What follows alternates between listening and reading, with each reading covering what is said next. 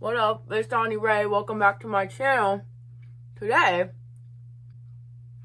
I'll be eating some ice cream and telling you guys a story. I have like a huge list of story times that I was gonna upload and then I just never did. So we're gonna start cranking them out.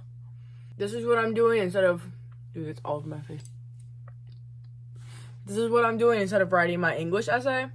So I'm drowning my sorrows in gelato. So let's just get right into it. This is the story of the time that my Uber tried to kidnap me and my mother. So, hold on. I gotta use my hands to talk. So, it starts on spring break. This was spring break of last year. My mom and I went out to California to, like, see her friends, see my brother. Like, it was supposed to be a super chill weekend. We didn't, like, overdo it with, like, the touristy stuff. But when we did go back and forth from stuff, we had to take an Uber. Because, actually, I'm hungry. We stayed with my mom's friend, but since she lives there, like, she's done everything. She didn't want to, like, go to all of the, like, attractions that we went to because she's done it a million times.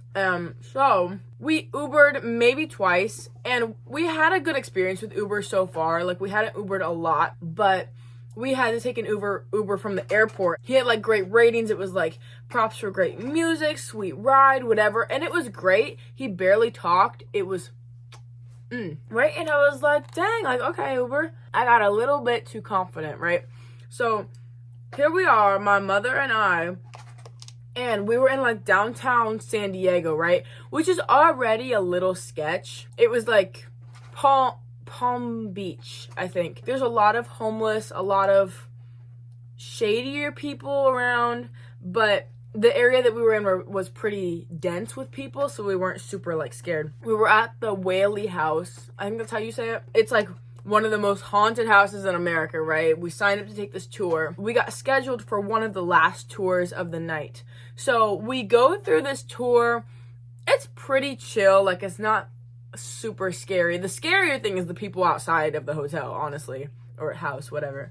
So we get done with the tour. It's like 10 or 11, and so we're like, okay, we just need to call an Uber to get back to my mom's friend's house, and, like, we're just gonna call it a night. Everybody out there, it was like a Saturday night, everybody was drunk, everybody was kind of crazy, and, you know, we were, like, tired. It was like our second day of vacation, right? We call an Uber, and it says that he's like 10 minutes away, and it ends up taking him like 30 minutes to find where we are, even though, like, the Whaley House is like a very popular attraction in San Diego, and, like, anyone familiar with the area, I would assume, would know how to get there, where it's at. And we were standing, like, right in front of the building, right? That was, like, the first red flag.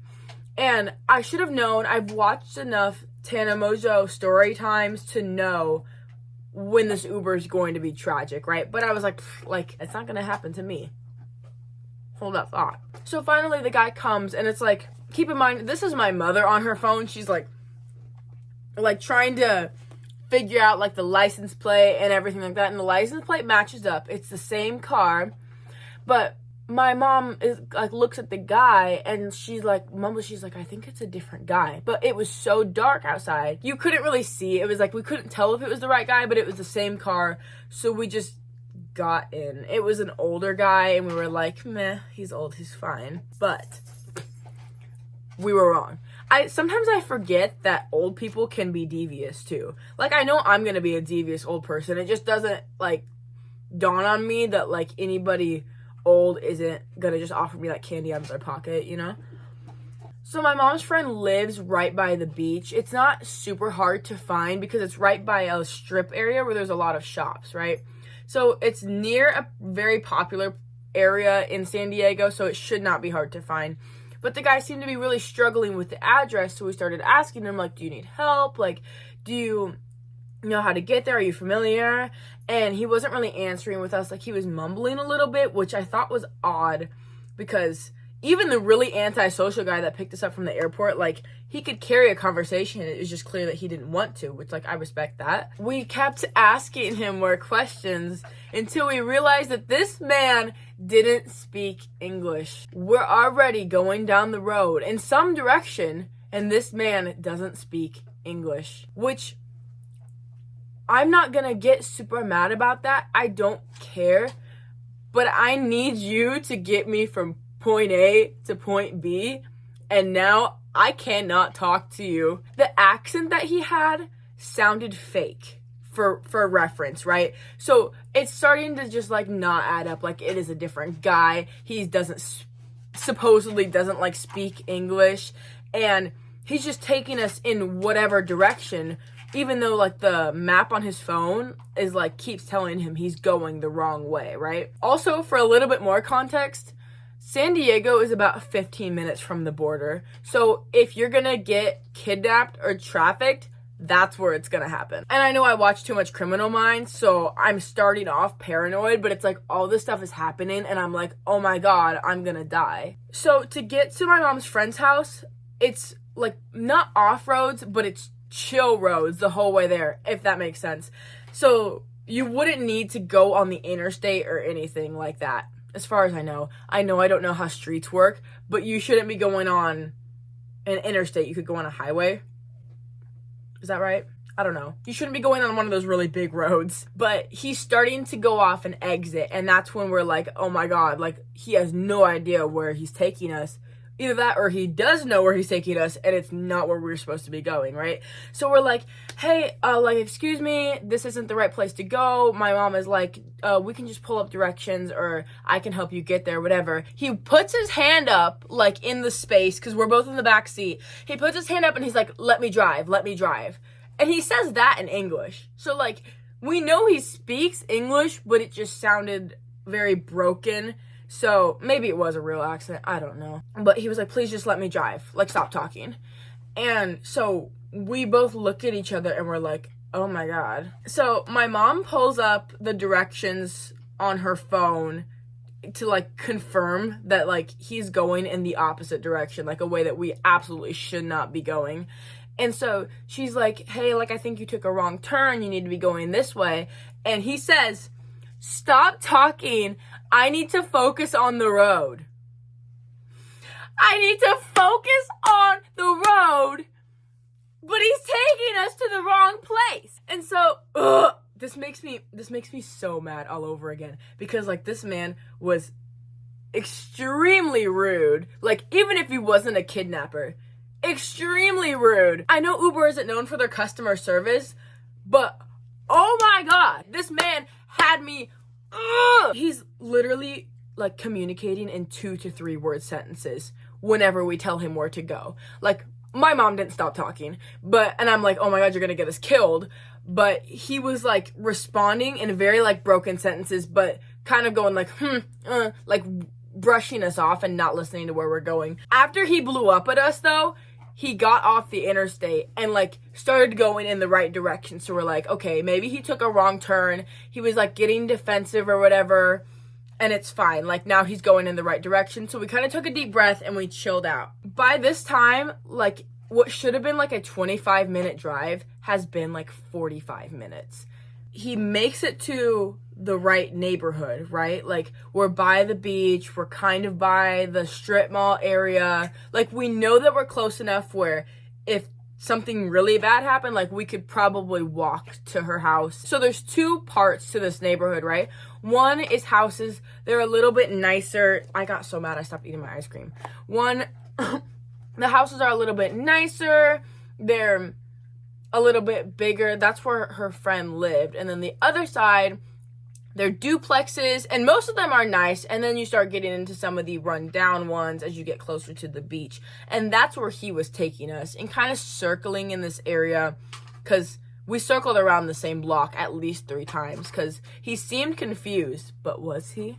So we're like, her house is down there. Like, this is the wrong spot. And he just started ignoring us and was not paying attention to anything that we said. And then he pulls up to this house that's like in an alleyway. It's not even a real driveway. It's in between these 2 houses, a small alley, and there's a white van parked in this person's. It was like a weird like parallel driveway. But the only thing there is a white van. There's like a porch light on the other side of the alley, and like no one. There's no one outside. It's like 12 o'clock. And he parks there and he's like, this is the house. And we're like, no, it's not. And he's like, yeah, it is. And this man starts arguing with us on whether that's the right house or not.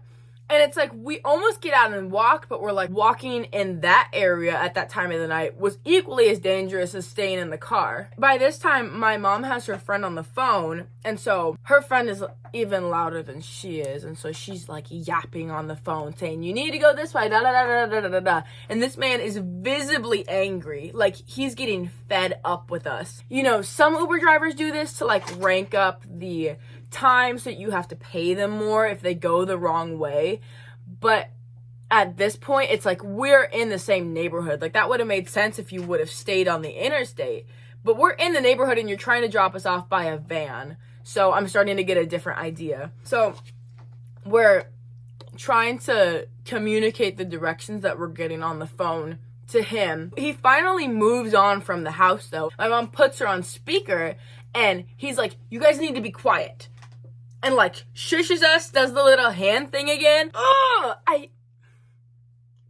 we turn around the corner onto the right street. I notice a house that's familiar and I'm like, oh my God, it's a shortcut. Turn here, turn here, turn here. And so we're going down her street and I'm like, thank God we made it to the right street. And we are going down by each house, literally like one house at a time. And he is stopping at every single house down her block until we finally get to her house. We don't even say anything. We're like, okay, bye. And like run out of the Uber. My mom's friend has like the door open waiting for us. We run inside. We're like freaking out. And the charge for the ride was like $70. It was insane. And that might have been all that it was. It really might have been just a guy trying to get some extra money. But that was the scariest moment of my life. So for the rest of the trip, like we either got rides from my mom's friend, she just like started taking us places, or my brother, because, oh my God. That's the story of how I almost died. If you like this video, make sure to give it a thumbs up. Subscribe for more, because I have plenty more. Check out another video. I'm trying to list all the YouTuber things. Leave a comment, I guess. And, oh, hit that bell notification, because I post all the time. So, like, why would you want to miss out? Anyways, thank you again for watching, and I will see you in the next video. Okay.